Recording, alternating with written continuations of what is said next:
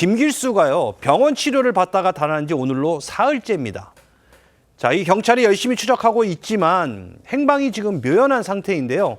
자, 일단 동선이 어디까지 일단 확인이 된 겁니까? 그렇습니다. 지금 경찰하고 법무부에서 수습 중인데요. 사실은 김길수는 4일 밤 서울 반포동 고속터미널에서 포착된 게 마지막인데요. 해당 CCTV를 보니까 김 씨가 버스를 타고 떠나는 게 아니라 터미널에서 다른 곳으로 가는 걸, 그러니까 버스는 안 탔다고 지금 보고 있어요. 그런데 이 TV에서 보니까는 짙은 색의 상하이 차림으로 확인됐고요. 검은 점퍼와 바지, 회색 티셔츠를 입었는데, 그런데 김길수는 최초 도주 당시에는 검은색 계열의 상하이의 검은색 운동화와 하얀색 마스크를 착용했는데, 그 뒤로 옷을 바꿔 입었습니다. 베이지색 계열의 옷으로 갈아입었었는데 또 검은색 후드티를 사고 회색 티를 입었기 때문에 제가 보기에는 이 김길수가 사실은 범죄자 아닙니까? 이렇게 자기의 그 옷차림을 이제 변신하는 거 여러 가지로 변신하고 있는데 어찌됐든 지금은 그 옷을 갈아입었고 그 베이지색 옷은 뭐 그 주변 건물에다가 감춰놨던 것 같아요. 경찰이 이제 수거를 했고 어찌됐든 간에 지금 김길수를 찾기 위해서 경찰하고 법무부에서 열심히 노력하는데 혹시라도 시민들이 보게 되면은 곧바로 신고를 부탁드립니다.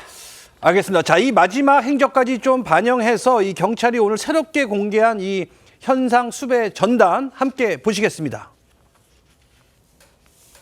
자, 김길수 36살 남성입니다. 자, 키 175cm에 몸무게 83kg, 아주 건장한 체격이고요.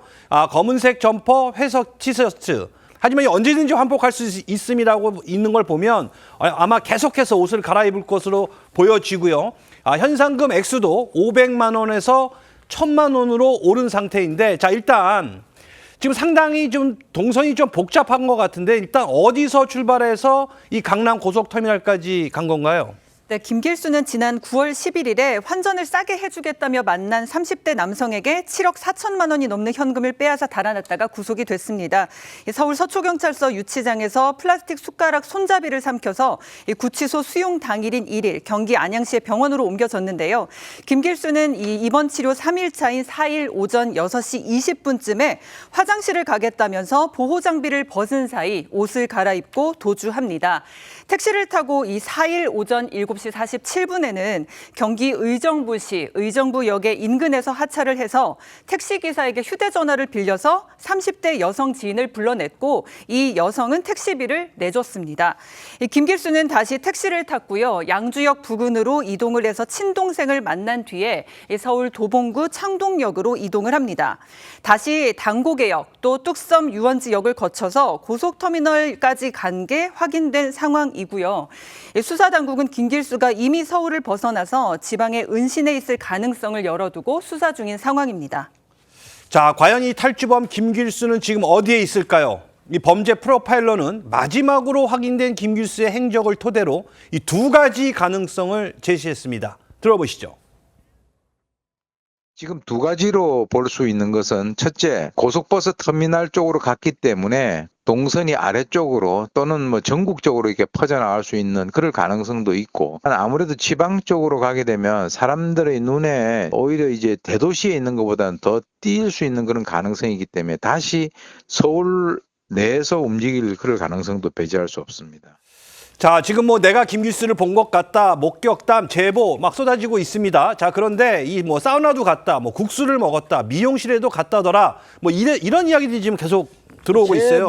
제보자들의 이야기가 저렇게 들려오고 있는데 사실상 오전 11시쯤에 창동역 인근 CCTV에 포착된 김길수는 그 남색 병원복을 입었습니다. 그리고 베이지색 운동복을 갈아입었고 마스크를 착용한 모습으로 유유히 걸어 다녔다. 이 얘기는 뭐냐면은 일반적인 사람처럼 활동하고 있는 거고요.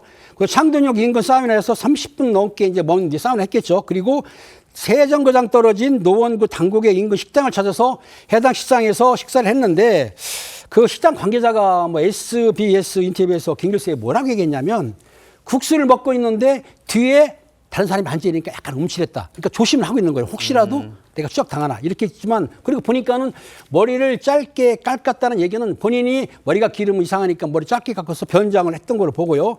그리고 이제 투블럭 스타일로 아마 이발했다고 하면은 최근 비슷하게 했던 것 같아요. 사람들하고 일반적으로. 그러니까 이렇게 보면은 여유 만만할 수도 있는데 실제적으로 마음은 불안할 겁니다. 그런데 이겨냈습니다. 옛날 같은 도주자들은 사실은 멀리 숨으려고 했는데 최근에는 사람 많은 곳에 숨어 있는 게 오히려 낫다. 일반인처럼 행동하는 게 낫지 혼자서 골목에 숨어 있다든지 시골로 가게 되면 눈에 띄지 않습니까? 그래서 사람 많은 곳에 행동하면서 숨어 있을 수도 있다. 이렇게 볼 수가 있습니다.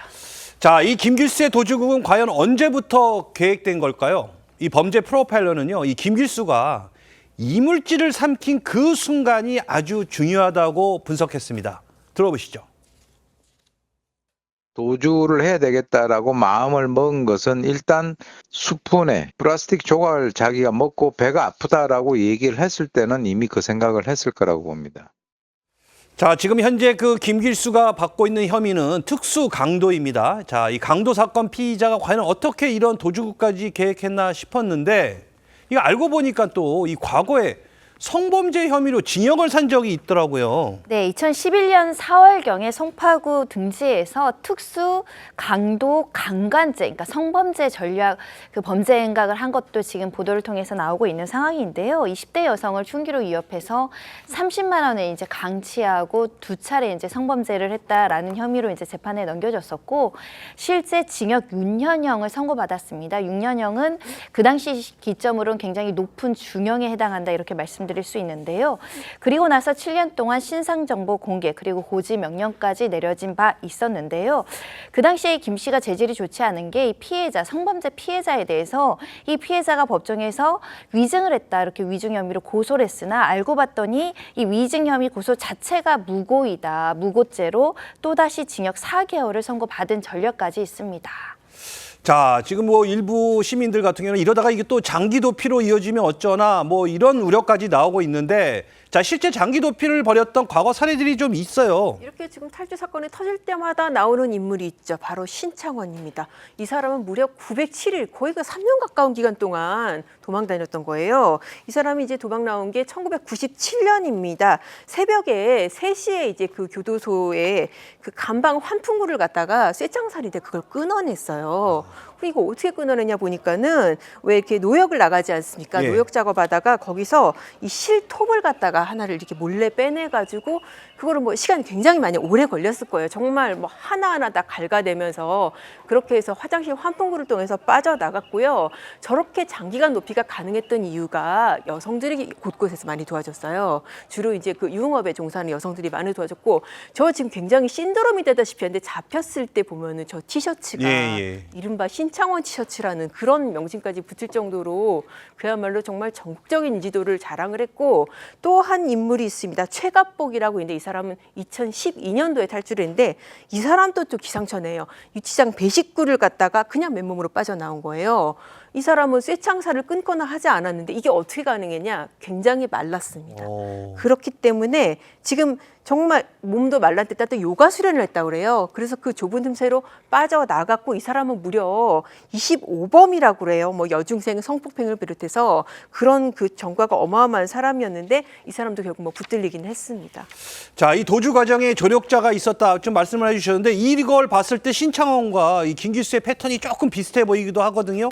자, 김길수 도주 패턴 어떻게 보시는지 또 어떻게 하면 빨리 잡을 수 있을까요? 그렇습니다. 당시에 신창훈이 때문에 저도 고생을 많이 했습니다. 예. 그랬었는데 이번 그 김길수의 그 보게 되면은 택시를 타고 의정부에 있는 상가까지 가가지고 연락을 했습니다. 아는 지인 여성을 연락했어요. 그 여성이 와가지고 택시비도 건네고 그 김길수의 요청에 따라서 10여만 원 상당의 자금을 건넨다고 알고 있습니다. 돈이 필요한 이유는 도피하려면 자금이 필요하겠죠. 예. 10만 원은 적긴 한데 어찌됐든 경찰은 자금을 건넨 여성한테 대해서 공무원은 아니라 하더라도 요거는 범인 인력 도피죄로 입건하려고 생각 중인 것 같은데 여자는 자기는 몰랐다. 지인이지만은 공무원증은 없다고 지금 부인하고 있는 상태인 거고요. 다음에 이제 양주로 가서 신동성을 만나서 옷을 건네받기도 했는데 물론 옷을 건네받았을 때 아마 도피 자금도 받을 거로 저는 생각하고 있습니다. 그런데 알다시피 범인들이 도주하고 숨어 있으려고 한다면은 대한민국에서는 어쨌든 돈이 있어야 돼요. 돈이 있기 때문에 아마 돈을 마련하기 위해서 자금을 마련하기 위해서 그 당시 신창원이는 절도나 강도를 했거든요. 김길수도 만약에 주변을 조력자들 차단하게 되면은 본인이 범죄를 해서 도피 자금을 마련할 거로 보이기 때문에 주변 조력자들을 완전히 차단해서 그들을 통해 가지고 아마 김길수를 체포가 가능할 것 같아요. 알겠습니다. 자, 이 범죄 프로파일러도요, 이 김길수를 빨리 잡아야 한다고 조언했거든요. 들어보시죠.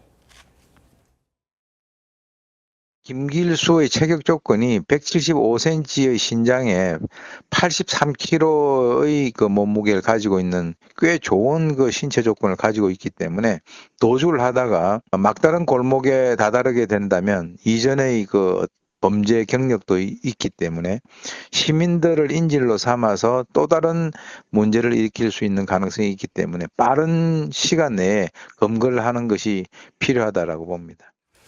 자, 지금 이 빠른 검거를 위해 현상금도 지금 1,000만 원으로 오른 상황인데요. 이 시민들의 적극적인 제보가 아주 절실한 상황입니다. 자, 뭘 좀 자세히 봐야 할까요? 네, 지금 김길수의 이 공개된 도주 모습을 보면요. 옷을 계속 갈아입고 다니고 또 심지어 헤어스타일까지 바꾼 것으로 확인이 되고 있습니다. 그러니까 지금 실제 용모가 수배 전단의 모습과 또 판이할 수 있는 상황인 거죠. 그래서 한 전문가는요. 김길수의 눈을 봐야 한다고 주장을 합니다. 마스크를 쓰고 모자를 쓴다고 해도 눈까지는 가릴 수가 없다는 거고 또 오늘 날씨처럼 좀 어색하게 선글라스를 낄 가능성도 낮다는 말이죠.